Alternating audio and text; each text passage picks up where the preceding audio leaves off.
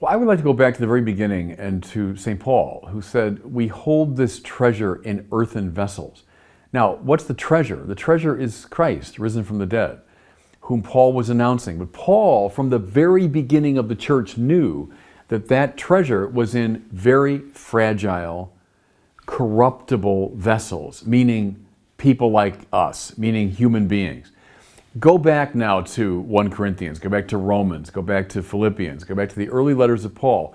You're going to find Paul dealing, in the first century, dealing with corruption within the Christian communities.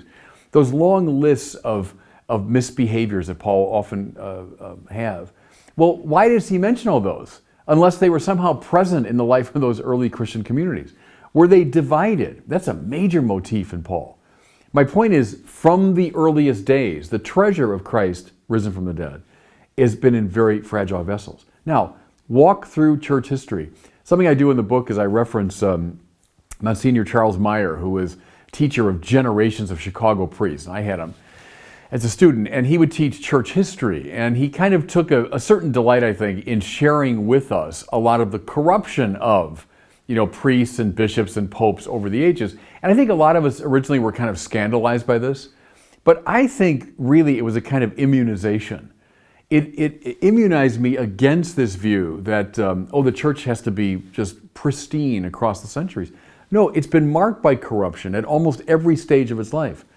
Cardinal Newman says that in the 19th century, that at every point in church history you're going to find corruption, immorality, negativity. It's not to excuse it, it's to remark it and to notice it. And it's not to excuse our time, but to see our time in its own form of corruption within this context of the history of the church.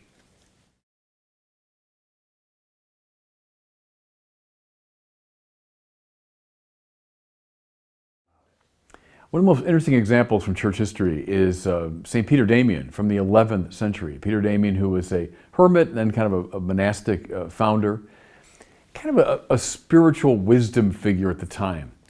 And he spoke about many things, but he put his finger on corruption in the 11th century that was very much like corruption in our time, namely sexual misbehavior among priests, but also bishops themselves not properly monitoring the priests, and in some cases, again, it's a distant mirror, in some cases, bishops abusing younger clergy and seminarians.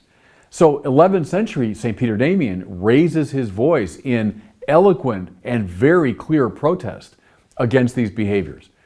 So our own time, long time ago, this was also operative in the life of the church. Again, not to make any excuses, but to put it in a perspective that I think enables us to see it more accurately.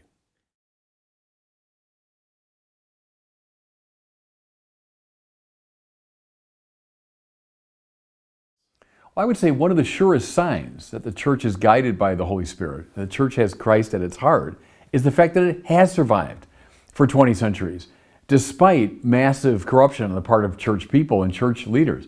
I mean, God help us if we relied on our own moral excellence to keep the church going. We wouldn't have survived. So the fact that we're still here, strangely, shows the treasure is still available and the Spirit is still guiding us. And so here's what's really interesting to me about all these different moments of scandal and corruption.